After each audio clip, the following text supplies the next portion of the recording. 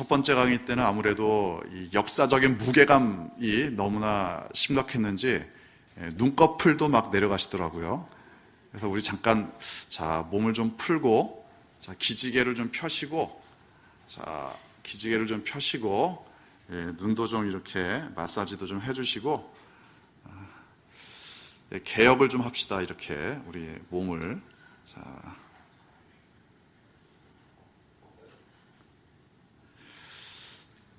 첫 번째 종교개혁 특강이 종교개혁과 관련된 전반적인 내용들 7가지를 이제 요약을 해서 강의를 했습니다. 근데 두 번째 종교개혁은 그 종교개혁이 과연 우리 양정중앙교회하고 무슨 상관이 있는가, 이 부분에 대해서 말씀을 드립니다.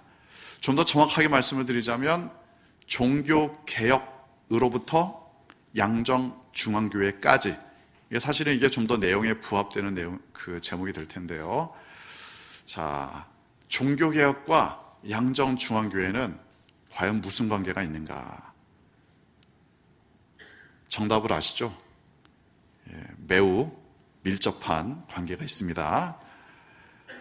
당연히 종교개혁이, 우리 교회는 종교개혁의 산물입니다. 한마디로. 종교개혁이 없었다면 양정중앙교회라는 이런 식의 교회는 아마도 존재하지 않았을 거예요. 왜 그런지 전반적인 내용들을 설명하도록 하겠습니다. 양정중앙교회의 위치를 아셔야 됩니다.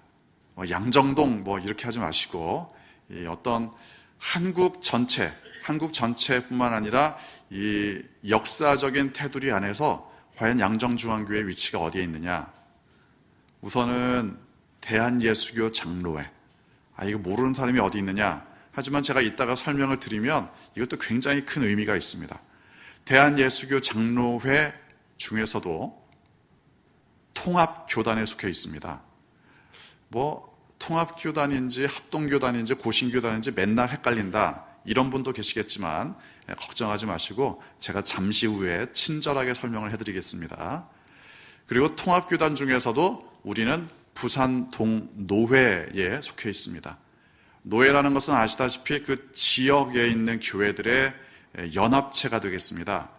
그리고 노회가 이제 모든 일들을 다 아주 잘 처리하기가 힘들기 때문에 좀 더 세부적으로 나눈 단위가 남부시찰이 되겠습니다. 우리 교회는 대한예수교 장로회 통합교단에 있는 부산 동노회 소속 남부시찰에 속한 교회입니다. 이게 어떤 분들은 쉬운 것 같지만 어떤 분들은 크게 그 말 갖고 맨날 헷갈릴 수도 있습니다. 그런 의미에서 부산 동노회, 이게 부산 동노회 노회장은 과연 어떤 사람들이 하느냐? 예를 들어 이런 사람이 합니다. 잘 안 보이시나요? 또 이런 분도 하신 적이 있습니다. 하도 젊었을 때 사진이셔서.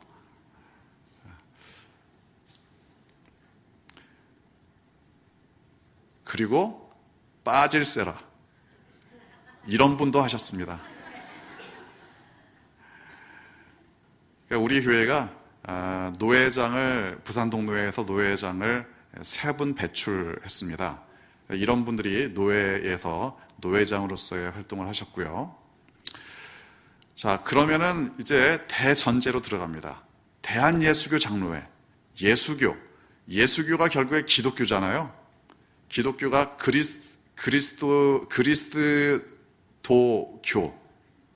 그리스도교의 한자어일 뿐입니다. 근데 그게 바로 예수교고 기독교고 사실은 같은 얘기죠. 그래서 일단은 대한예수교 장로회를 설명하기 위해서 기독교의 범위를 여러분이 아실 필요가 있습니다. 사실 기독교 하면 그야말로 그리스도를 주로 믿는 종교이기 때문에 우리나라에서는 기독교는 개신교와 거의 동의어로 사용을 하지만 전 세계적으로 보면은 기독교라고 하면 개신교만 들어가는 게 아닙니다. 기독교의 범위, 가톨릭, 정교회, 개신교 다 다 기독교의 범위로 들어갑니다. 왜냐하면 그리스도를 주로 고백하는 교회들이기 때문에 그렇죠. 정교회, 가톨릭은 알고 개신교도 알지만 정교회는 뭔지 모르겠다. 혹시 이런 분 보셨나요? 우리나라에서는 볼 일이 없습니다. 왜냐하면 우리나라는 정교회가 몇 개 되지 않기 때문에 이런 분들을 볼 일이 거의 없죠. 혹시 얼마 전에 있었던 WCC 총회 때 혹시 보셨을지는 모르겠는데 이분은 이제 정교회 신부님입니다. 가톨릭 신부들과 정교회 신부의 가장 큰 차이 혹시 뭔지 아시겠어요? 가장 큰 차이? 수염입니다. 수염. 가톨릭 신부들은 다 수염을 깎고 다니는데 교황도 보면 다 깨끗하게 면도를 하고 다니는데 가톨릭 신부들은 기본적으로 수염을 다 기릅니다. 물론 수염을 깎는 분들도 계시는데 대부분은 수염을 기릅니다. 이걸 이제 말씀드리는 이유가 뭐냐면 가톨릭과 정교회의 큰 차이점 중에 하나가 정교회, 정이라는 것 자체가 올바른 길, 사도로부터 전해받은 그 올바른 길들만을 추구하겠다. 영어로는 Orthodox Church라고 하는데 이 정교회, 그러니까 우리는 초대교회 시절 우리의 선배님들이 살았던 대로 신앙생활을 하겠다. 이게 정교회의 기본적인 자세예요. 그러니까 초대교회 우리가 물론 본 적은 없지만 초대교회에 만약에 가면은 사람들이 어떨 것 같습니까? 수염을 어땠을 것 같아요? 그때 안 잘랐겠죠? 대부분 유대인들 중심의 초대교회들은 다 수염을 자르지 않습니다. 그러니까 이 정교회는 그런 전통들까지도 다 그대로 본받겠다. 이런 마음이기 때문에 수염을 기르고 있습니다. 수염 한 가지로 이야기를 하자면 그러니까 어떻게 해서든지 전통을 지키려고 하는 게 정교회의 아주 중요한 부분이죠. 가톨릭과 정교회가 원래 가톨릭, 정교회, 개신교 원래는 다 하나였습니다. 근데 이게 언제부터 나뉘기 시작하느냐? 물론 공식적인 게 1054년에 가톨릭과 정교회가 분열합니다. 근데 왜 분열을 했느냐? 그때 말하자면 교황이 4명이나 됐기 때문에 그렇습니다. 1054년까지는 각 지역들마다 이 커다란 구역을 관할할 수 있는 이 최고의 사제가 존재했습니다.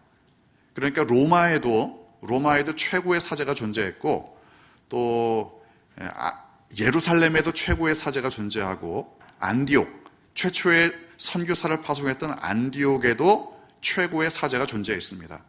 또 콘스탄티노플, 지금의 터키 이스탄불이죠. 콘스탄티노플에도 최고의 사제가 존재했습니다. 왜 이렇게 최고의 사제가 많으냐? 그러니까 그 지역들마다 사제들 중에 최고, 우두머리를 정하다 보니까 최고의 사제들이 많아진 거죠. 그런데 최고자를 계속 붙이다 보니까 무슨 문제가 됩니까? 누가 더 최고냐? 이런 문제가 발생하겠죠. 그러니까 로마는 그야말로 서방 쪽에 있었기 때문에 서방의 우두머리를 자처했고 또 이 동방 쪽에서는 당시에 콘스탄티노플의 최고 사제가 자기가 최고임을 자처했습니다. 계속 최고인 사람들이 존재하다 보니까 싸움이 끊이지 않겠죠. 최고인 사람들이 누군가를 임명하고 또 교회의 중요한 결정들을 하고 이게 사사건건 부딪히다 보니까 결국에 1054년에 이르러서 가톨릭과 정교회가 분리됩니다. 어디까지나 이건 분쟁에 의한 분리죠. 가톨릭과 정교회가 나뉜 것 자체가 굉장히 정치적인 이유 때문에 나뉘었습니다. 믿음의 본질 때문에 나뉜 게 아니라는 이야기죠. 여러분이 이 정교회 자체가 이렇게 나뉘어졌다는 것을 일단 아실 필요가 있고, 그리고 이 세계적으로 보면 그렇습니다. 가톨릭이 전 세계 기독교 인구의 50.1%, 정교회가 11.9%, 개신교가 36.7%, 2012년 자료입니다. 자, 보니까 가톨릭이 굉장히 많죠. 전 세계 기독교라고 하는 범주 내에서, 그러니까 전 세계인을 딱 봤을 때, 기독교인 손 들어봐. 그래서 딱 손 들었는데 절반은 가톨릭이라는 거죠. 왜냐? 남미의 대부분 국가들은 국교가 가톨릭입니다. 그러니까 전 국민의 99%가 가톨릭, 이런 식의 상황이 벌어지니까 가톨릭 인구가 많을 수밖에 없습니다. 그래서 가톨릭 자체에 대해서는 전 세계적으로 볼 때 이런 분포라는 것, 또 전 세계적으로 볼 때 개신교가 36.7%인데 이건 이제 월드 팩트북에 나와 있는 통계입니다. 그러다 보니까 여기에 들어가 있는 개신교회는 우리가 일반적으로 알고 있는 정통 개신교회도 들어가 있지만 이단들도 여호와의 증인이라든가 이런 몰몬교라든가 이런 사람들도 여기에 통계로는 잡혀져 있습니다. 다만 여러분이 여기에서 아셔야 될 거는 정교회도 만만치 않다. 전 세계 기독교인들 중에 12% 정도는 정교회다. 정교회가 사실 로마 가톨릭과 정교회가 구분되는 아주 중요한 것 중에 하나가, 로마는 전 세계 교황이 한 명이죠. 이 교황청의 지시에 따라서 전 세계 가톨릭이 다 움직입니다. 일사불란한 장점도 있을지 모르겠지만 완전히 독재입니다. 독재자가 있으니까 그 밑에서 아부하는 사람이 존재할 수밖에 없는 구조적인 문제가 항상 존재합니다. 그러면 정교회는 어떤가? 정교회는 그 구조가 민족 단위로 좀 세분화됩니다. 그래서 러시아 정교회, 그리스 정교회, 또 콘스탄티노플 정교회, 이런 식으로 어떤 특정한 지역별로 좀 민족별로 좀 이렇게 정교회 단위가 나뉘어져 있습니다. 전 세계 정교회가 한 명에 의해서 좌우되는 게 아니라는 거죠. 그래도 좀 넓은 단위로 나뉘어서 이 정교회의 전반적인 지도를 받고 있습니다. 우리나라는 워낙 미미하기 때문에 볼 수가 없지만 동구권으로 간다든가 이런 식으로 되면은 정교회가 꽤 많습니다. 그리고 기왕에 보면은 전 세계 종교 분포가 그렇습니다. 전 세계 인구 중에 기독교가 얼마나 되느냐? 전 세계 인구가 아니라 전 세계인들 중에 맞습니다. 죄송합니다. 전 세계인 중에 기독교 인구 31.5% 정도입니다. 상당히 많은 숫자죠. 한 22억, 23억 정도가 되는데 이 기독교에는 가톨릭, 정교회, 개신교 다 들어가 있습니다. 그리고 이가 뭐죠? 아니 하나도 안 가르쳐줬는데 이렇게 안 가르쳐줘도 그냥 다 아시네. 자, 이슬람이 만만치 않습니다. 이슬람이 22.3%. 퍼센트로만 보면은 그래도 한 10포인트 정도 떨어져 있다고 할 수 있지만 이게 숫자가 아주 급격하게 늘고 있다는 게 통계에서 나타나는 부분이죠. 힌두교 역시 만만치 않습니다. 힌두교 13.9%. 그러니까 이슬람과 힌두교를 합치면 어떻게 되죠? 이게 숫자가 거의 기독교하고 맞먹습니다. 그러니까 전 세계적으로 볼 때는 지금 이슬람과 힌두교에 대한 이 전반적인 선교적인 전략이 얼마나 중요한가 여러분이 아셔야 되고, 그래서 전 세계적으로 볼 때 이 기독교의 범위에서 과연 우리는 어느 정도에 있는가 이걸 좀 보셔야 됩니다.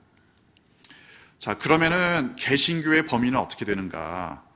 사실 세계 통계에는 정통과 이단들이 다 들어가 있지만 우리가 말하는 개신교는 믿음의 본질을 그리스도, 은혜, 성경을 통해서만 믿음의 본질을 추구할 수 있는 그러한 사람들을 개신교라고 이야기할 수 있습니다. 이 루터의 종교개혁이 몇 년도에 일어났다고요? 지금부터 500년 전 1517년 10월 31일 날 그 종교개혁을 시작하겠다 이게 아니라 95개조 반박문을 붙여서 시작이 됐다. 이거는 아셔야 됩니다.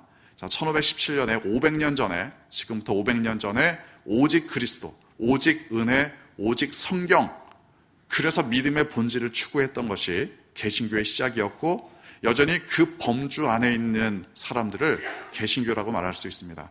장로회, 감리회, 침례회, 성결, 순복음, 구세군, 성공회, 루터회, 이런 그 교단들을 개신교의 범위에 넣을 수 있습니다. 물론 이 성공회에 대해서는 좀 설명이 좀 복잡합니다. 성공회 자체가 굉장히 이 다양한 모습의 사람들이 성공회라는 이름 가운데 들어가 있기 때문에 성공회를 설명하는 좀 쉽지는 않은데, 아무튼 로마 교회로부터 뛰쳐나왔고, 그래도 이 기본적인 개신교의 범주에 성공회가 들어갈 수 있습니다. 자, 그렇게 기독교의 범주가 있는데, 그 기독교가 한국에 와서 어떻게 선교를 했느냐, 이걸 알아야지 여러분이 대한예수교 장로회를 이해할 수 있습니다. 한국 선교는 장로회가 가장 활발하게 선교를 했습니다. 선교사 언더우드 아시죠? 언더우드가 말하자면은 평양신학교, 우리 그 장로교 신학교의 최초라고 할 수 있는 평양신학교를 설립하는 데 공헌을 합니다. 물론 서울에 있는 세문안교회 역시 언더우드가 세웠던 교회고, 아실지 모르겠지만 우리나라 최초의 고아원을 누가 시작했느냐? 언더우드가 시작을 했습니다.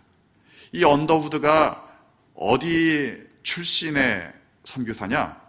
미국 북장로교 선교부의 파송 선교사입니다. 미국 북장로교, 이 단어를 한번 기억을 해두시고, 아펜젤러도 들어보셨나요? 아펜젤러는 배제학당을 세웠고, 또 아펜젤러를 통해서 또 여러 가지 정동제일교회, 서울에 가보시면 이 경복궁 뒤에 있는 그 아주 아름답게 지어진 교회가 있는데, 그게 정동제일교회입니다. 아펜젤러가 세운 교회인데, 아펜젤러는 미국 북감리교회 소속입니다. 아펜젤러는 또 제가 미국에서 공부했던 드류 신학교 출신이기도 합니다. 제가 그 드류 신학교 그 신학관을 가보니까 과거의 역대 졸업자들을 이렇게 동판으로 붙여놨는데, 거기에 잘 찾아보니까 정말 아펜젤러 이름이 있더라고요. 아펜젤러는 드류, 그러니까 감리교 신학교 출신의 감리회 파송의 선교사로 우리나라에 왔습니다.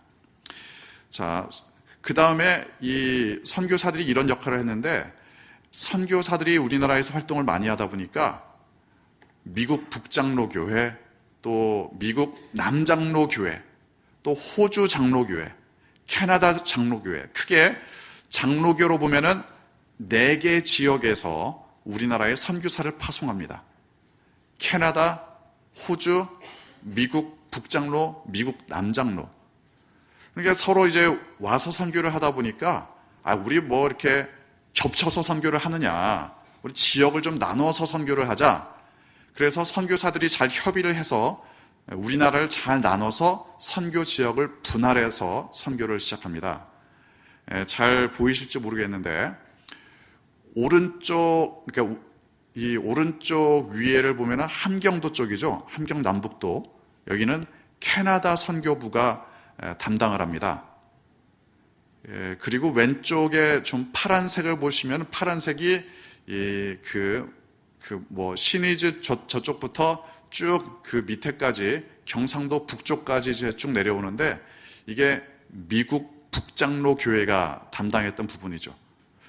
특히 그 평안 남북도에도 그게 이제 파란색인데, 평안 남북도, 평양까지 들어가 있는 부분이다 보니까, 그래서 한경직 목사님이 살던 데가 평안 남도입니다.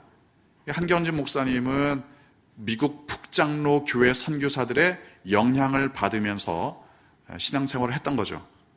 자, 저기 청록색이라고 하나요? 전라도 쪽은 색깔이 또 다르죠. 전라도 쪽은 미국 남장로 교회가 맡아서 선교를 합니다. 경상도 쪽으로 오면 어떻게 되죠?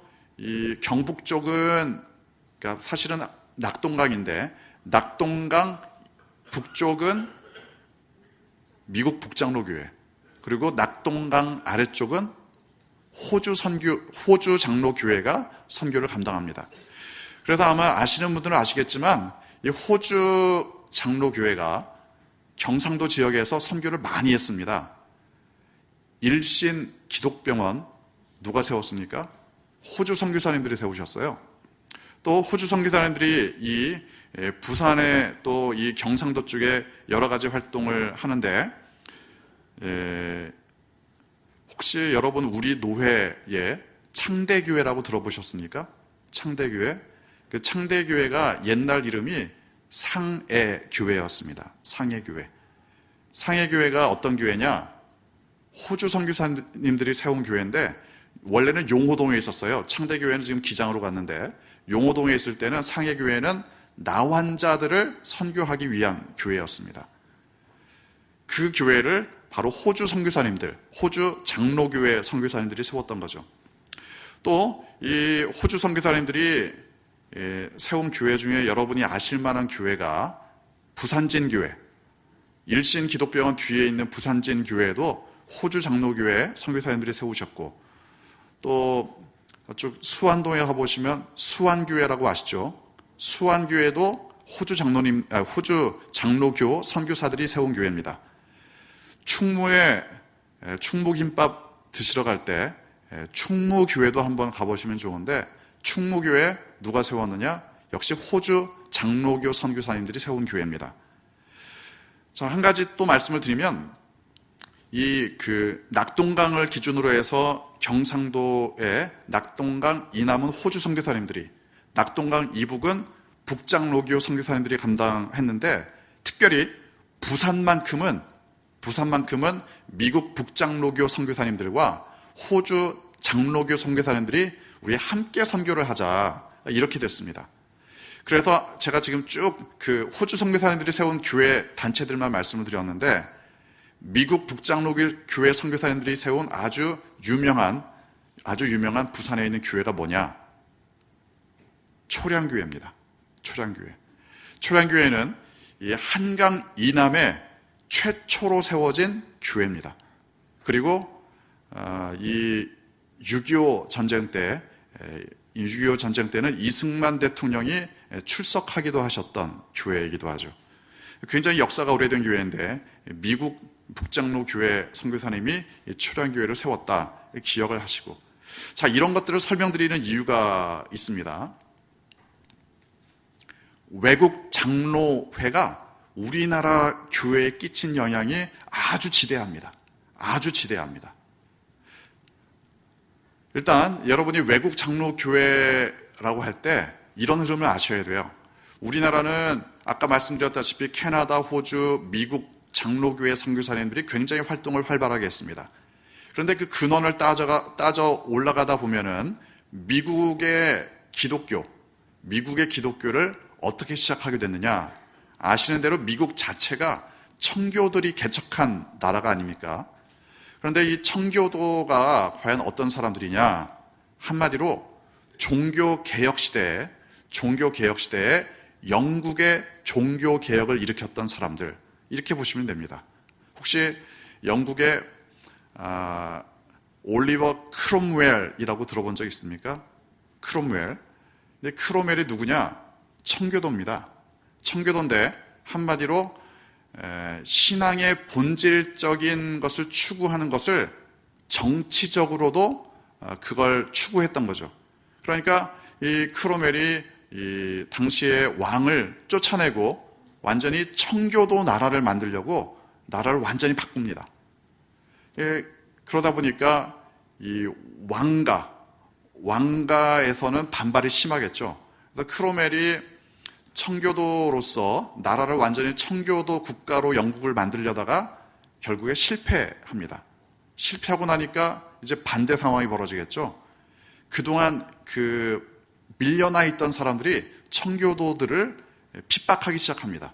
도저히 영국에서 신앙생활을 할 수 없겠다, 이런 생각이 들었던 사람들이 미국 새로 발견된 미국이라는 대륙으로, 아메리카라는 대륙으로 건너가게 된 거죠. 그래서 청교도들이 미국 땅을 개척하기 시작하고, 물론 청교도뿐만이 아니라 전 세계에 있는 사람들이 다 유럽으로, 아메리카 대륙으로 몰려들죠. 그러던 중에 미국 장로교회가 설립이 됩니다. 미국 장로교회는 청교도들과 또 장로회 소속 목사들이 미국 장로교회를 설립합니다. 여기부터 여러분이 잘 아셔야 되는데, 미국 장로교회가 설립될 때까지는 전혀 문제가 없었습니다. 미국 장로교회가 둘로 나뉩니다. 언제 나뉘느냐? 미국의 남북전쟁이 일어난 거 아시죠? 그 노예 문제 때문에 남북전쟁이 일어납니다. 그런데 남북 간에 전쟁만 일어난 것이 아니라 장로교회도 나뉩니다.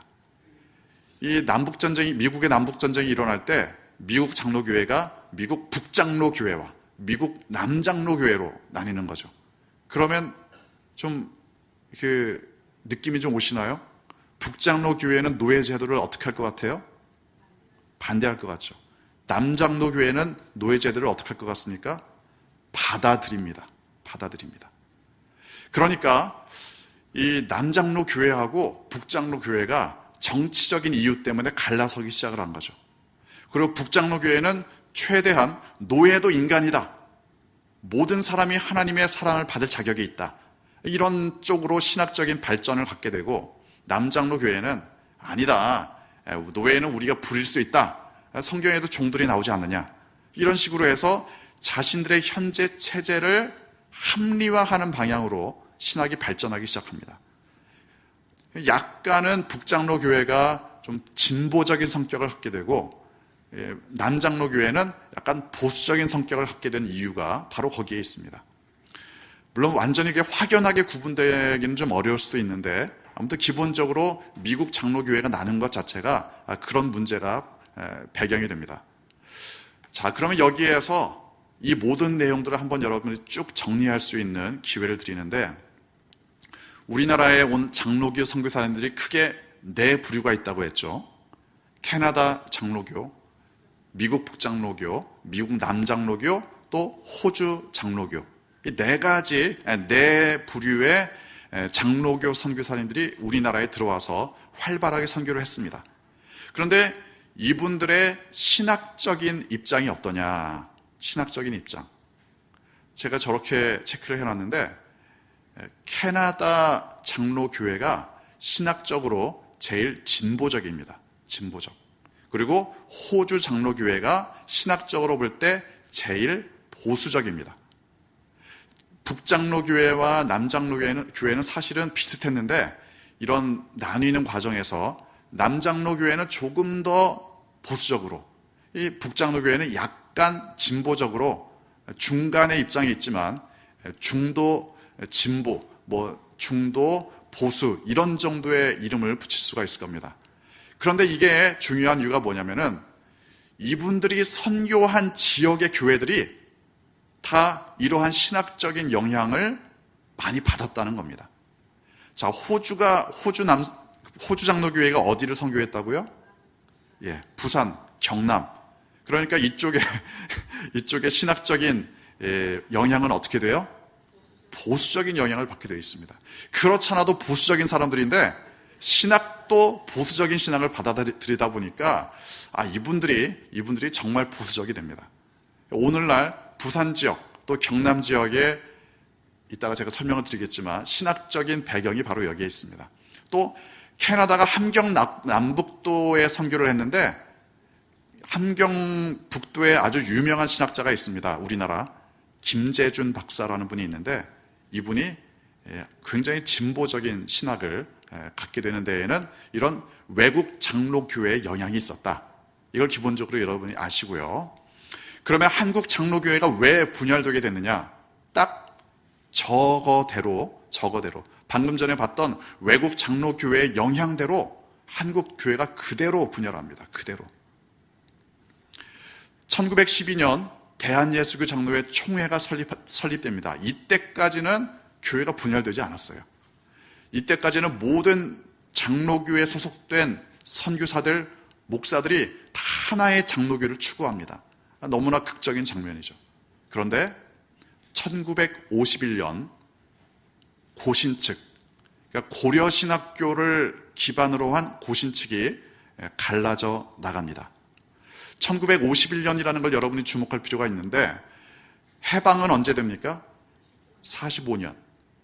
고신 측이 사실 처음에 전면적으로 들고 나온 건 이겁니다. 아니, 왜 일제시대 때 교회가 신사참배를 했는데 그 사람들이 왜 버젓이 교회를 담당하고 있느냐? 자숙하라, 회개하라, 이런 식의 권징안을 들고 나오죠. 근데 이분들이 대부분 다 어디 출신이냐? 경상도 출신의 분들이 많았습니다. 그런데 물론 이분인데 잘 살펴보면 이분들만 신사참배를 반대한 게 아닙니다. 전국적으로 신사참배에 참여하지 않고 반대하신 분들이 참 많이 있는데, 특별히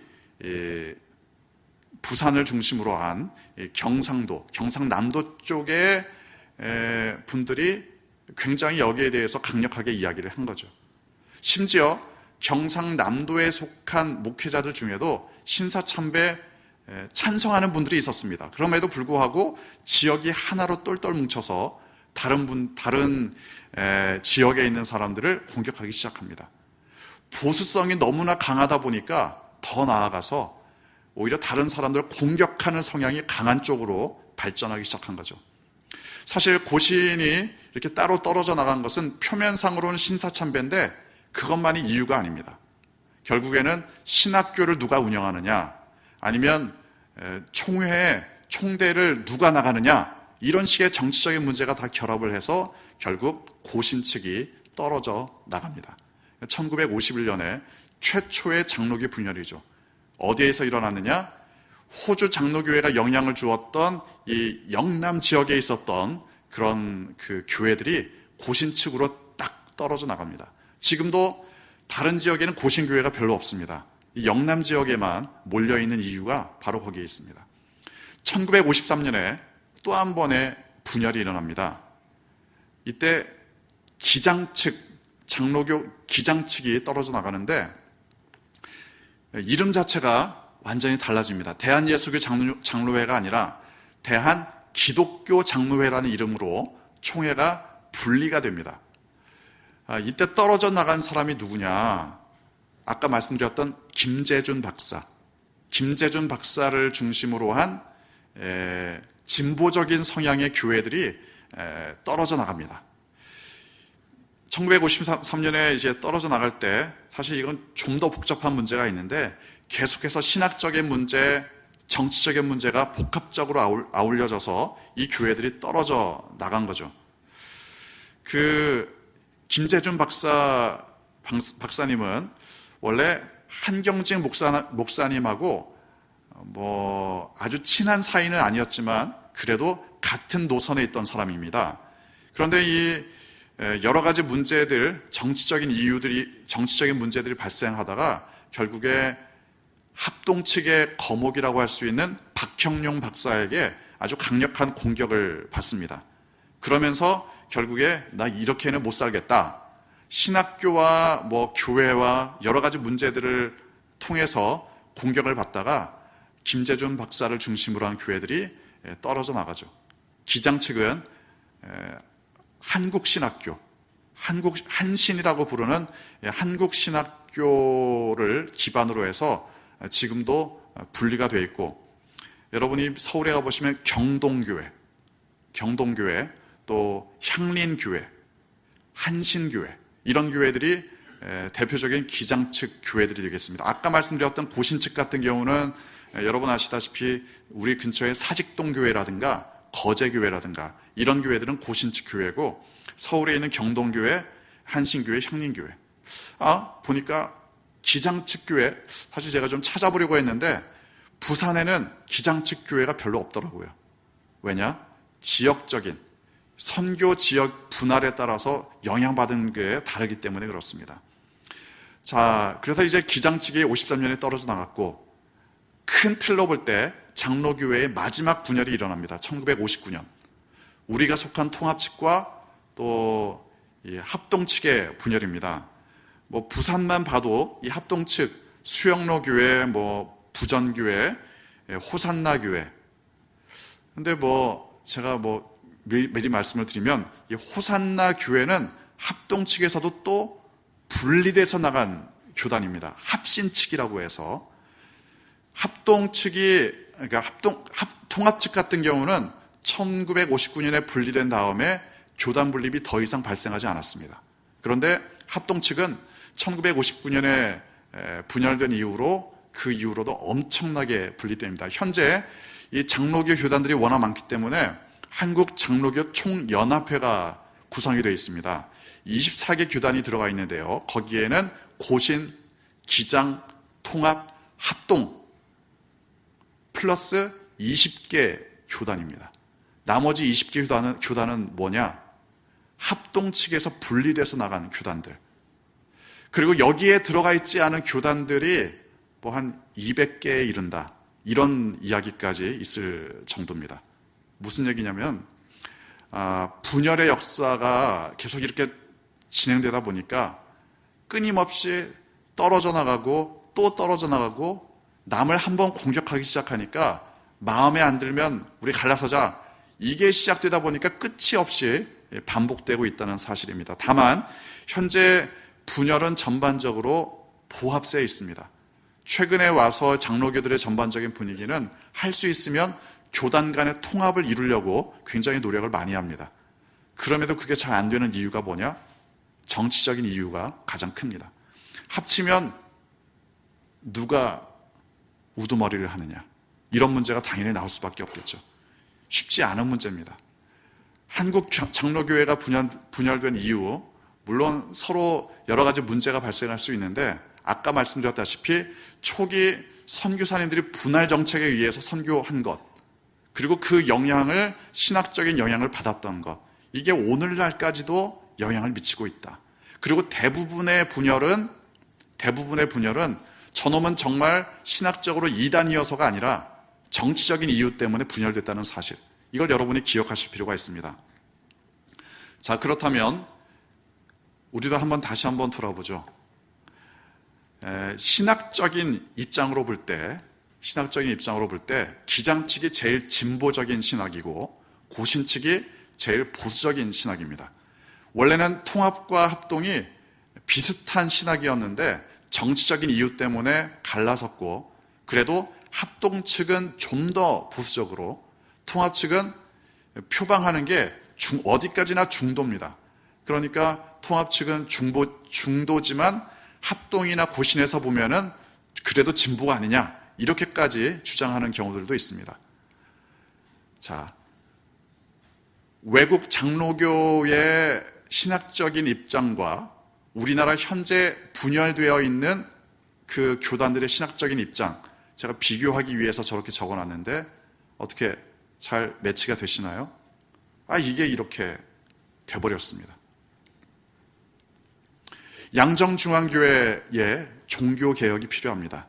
우리는 미국 북장로교회, 미국 남장로교회, 호주 장로교회, 캐나다 장로교회, 이게 중요한 게 아닙니다. 우리는 복음의 순수성이 중요합니다. 마치 종교개혁자들이 그 거대한 조직, 아무도 이것에 대해서 항거할 수 없는 교황의 강력한 권위 가운데에 신앙의 본질이 말살당하던 그 시대에 복음만을 들고 나섰던 것처럼 우리도 종교개혁이 필요합니다. 그러기 위해서는 공부가 필요하죠. 뭐가 믿음의 본질이냐? 성경을 더 공부하셔야 합니다.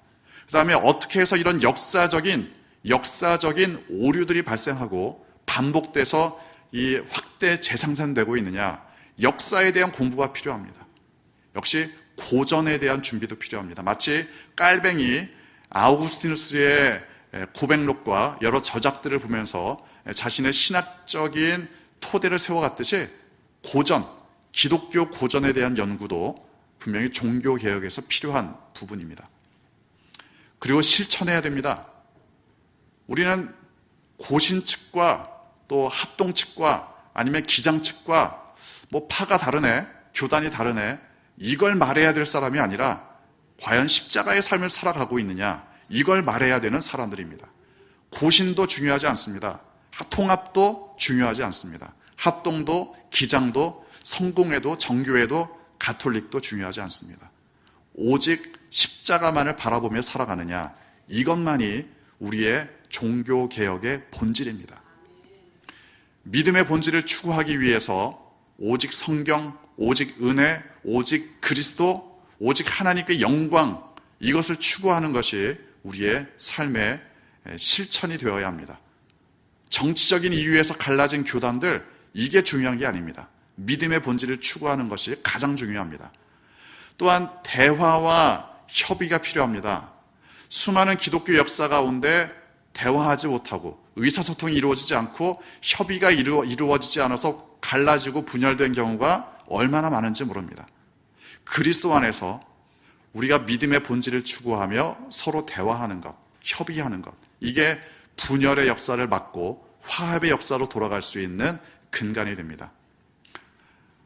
또 대의 민주주의를 추구할 필요가 있습니다. 마치 깔뱅이 장로교의 기본적인 토대를 세울 때 만들었던 것과 마찬가지입니다. 우리가 교회에 여러 가지 필요들을 놓고 직분자들을 세웁니다. 집사를 세우고 또 권사를 세우고 장로를 세웁니다. 그래서 의견들을 모아가면서 정말 우리가 어떻게 하면 하나님 뜻대로 살아가느냐, 이런 것들을 고민하고 추구해 나가는 것이 바로 장로교회의 가장 기본적인 장점입니다. 이게 장점을 가지고 있기 때문에 미국이라는 국가를 세워나갈 때 헌법의 기본 정신을 바로 장로교회의 근간에서 이걸 가져왔던 이유가 거기에 있습니다. 마지막으로 대외적인 역할이 있습니다. 양정중앙교회가 이 양정지역, 부산지역, 또 한국에서 종교개혁의 근간이 되기 위해서는 대외적인 역할도 필요합니다. 우리는 네 편, 편을 가르고 팔을 가르고 정치적인 색깔을 드러내고 이것은 사람을 갈라지게 만드는 겁니다. 우리가 해야 할 유일한 종교개혁의 후예로서 해야 될 일들은 믿음의 본질을 추구하는 일에 최선을 다하는 겁니다. 믿음의 본질을 추구함으로 말미암아 대외적인 영향을 끼치는 것, 이게 우리가 감당해야 될 중요한 부분들입니다.